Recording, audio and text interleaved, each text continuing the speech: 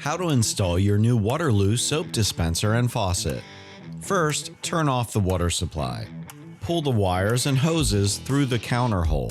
Ensure that the spout body and base gasket are flat on the counter. Next, use the provided fixation washer, gasket, nut, and screw to attach the spout body securely. Then, screw the control module into place and ensure it is tightly fastened and not wobbling. Connect the red hot water hose to the hot mixing valve. Do the same for the blue cold water hose and the cold mixing valve.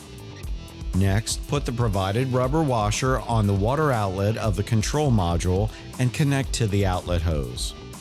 Connect the white sensor cable for the soap dispenser on the spout body to the sensor connector on the control module. Then, connect the sensor cable for the faucet on the spout body to the sensor connector on the control module. Make sure to align the direction of the arrow on each head. Screw the soap canister mount into place and ensure it is tightly fastened and not tilted.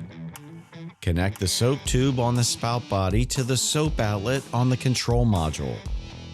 Next, connect the black tube on the soap outlet on the control module. Then connect the other end of the black tube to the inlet for soap. Open the refill cap and pour foaming soap into the soap canister. After refilling, make sure to install the refill cap back onto the canister.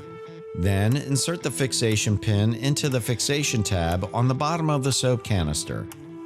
Connect the AC adapter to the power inlet for the AC adapter on the control module. Finally, turn on the water supply. The control module will start adjusting the sensing distance when powered on. Manual sensor distance adjustments may be required. Your installation is now complete.